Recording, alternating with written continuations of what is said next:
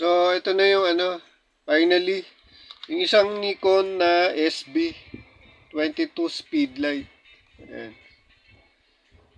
Ayun, tinest ko kanina okay eh. So, cosmetics muna. Ayan, cosmetics yan.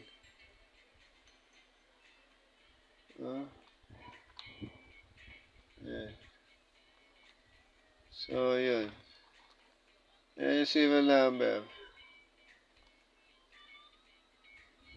Ayan siya. Hindi siya pantay, Double check na lang kung bakit ganyan eh. Hindi pantay eh. So, ayan yung quality.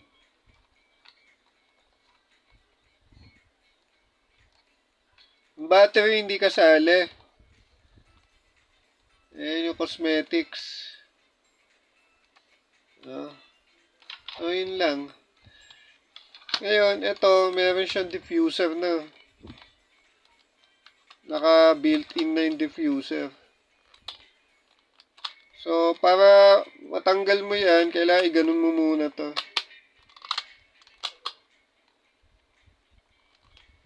Ito, may push. Saan yung push? Yun. So yun, kailangan pindutin. Push, tapos gano'n. Yun. So, wala na siyang diffuser ngayon. Gano'n. Ganun lang. Kung ibabalik mo, so may diffuser, ganun lang ulit. Meron siyang angle eh. Ayan o. 75, 60, 45. 45, 60, 75, 90. Yun. Apat na angle. Ito, hindi ko alam kung anong angle niyan. 45, so ano to? 180. Kasi 90 to eh. 90. So, kung nakaharap siya, ano na?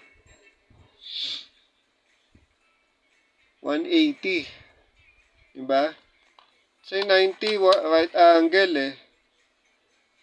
Diba? 90 right angle. Pag ginanon mo siya ngayon, 180 na yun. Diba? Sa graph. Check nyo na lang, no? Double check. So, pag ibabalik mo na siya, yung diffuser, you have to push. Kailangan i-push. Ayan.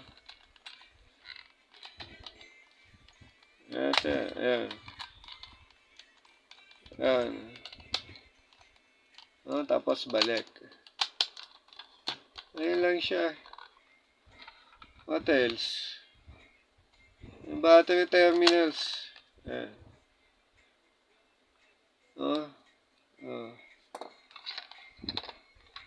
So, yun yung quality nyo.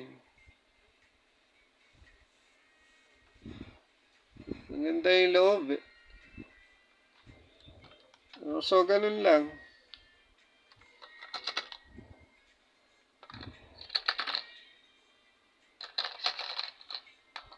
So, yun lang. Again, yung battery hindi kasali, no? So, ganun. Match mo lang doon.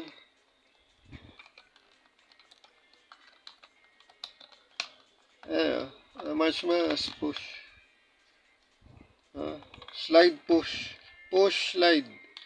Slide pull. What else? Itong menu, mode. Itong standby, hindi ko alam eh. So, naka-off siya ngayon. Ayan, naka-on. Diba? Naka-on na. So, itong mga modes na to, double check na lang kung ano talagang purpose. Sa pagkakaintindi ko, pag naka A1 tsaka A2, parang naka-aperture mode yata ito eh. Aperture mode.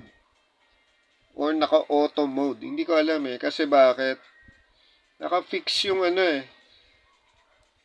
naka-fix yung distance niya. Halimbawa dito, nakalagay, oh. Set mo yung ISO, kung ano yung film mo. Let's say 100. Diba? Naka-fix yun. Diba? Yung ISO. Naka-fix yan. Based dun sa film. So, given yung ISO mo, ito yung aperture, diba? So, given yung aperture na yan, ito yung distance. Ayan, oh, distance. Yung subject. Tapos, yung foreground and background, you have to consider. So, yun. So 100, oh, nasa 8 yung aperture mo dapat pag ginamit mo siya. Kaiwan ka, nasa 8 aperture ka. And then, ito yung distance. Yung limit ng flash mo hanggang, bali from 0.6 to oh. 0.6 meters. So, most likely malapit to. Portrait. Face shot to. Yan, oh. 0.8. Facial shot. No? Na portrait, probably. Ito yung maximum. 2 meters. Ano? Ito yung parang guide niya eh. Diba ganun? So, pag pinash mo, ito yung flash button. Pinash mo ngayon. Oh. So, nagpa-fire up siya. So, ganun din. Pag nag-A2 ka, mag-adjust tong distance. Oh. Naturally, pag nag-adjust ang distance niyan, diba? Bababa yung aperture. Nagiging 4. So, mag-adjust ka sa aperture mo, sa lens. Diba? So, yun. Ang minimum na niya ngayon, 0.6. Hindi ka pwede mag-0 facial kasi ma-overexpose siya. So, ang minimum distance ng subject is 0.6. Nasa f4 aperture ka. Tapos, ang maximum mo is 4 meters. Ayan lang siya eh. Ngayon, yung MD, hindi ako sure sa MD kung ano. Kasi naka-enable siya lahat oh.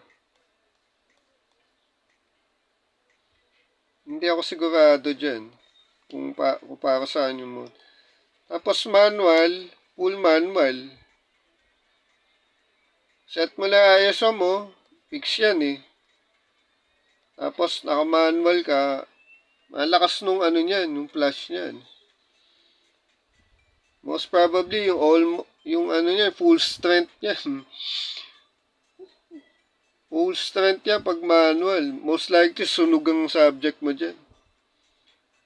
So itong through the lens, of course kailangan i-match mo sa body, sa film. Para magamit mo yan. Ganyan ka dyan, tapos probably set mo lang ISO mo, tapos naka-standby ka rito o something, you're good to go. Diba? Oh.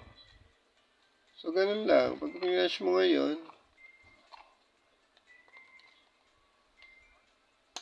oh, yun. Diba? Sa manual, malakas yun. Diba? Mabilis na recoil nito. Maganda siya. Mabilis tong flash na to.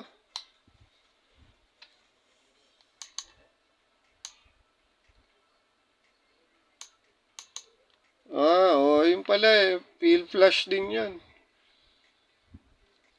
Meron siyang field flash. Galing pala nito. May rapid pa. Ang galing. Ang galing nitong flash na to. May rapid siya. So, yun lang. I hope you like the video. Leave a like, no? Kung maganda yung video, kung okay sa inyo. We'll see you on the next video.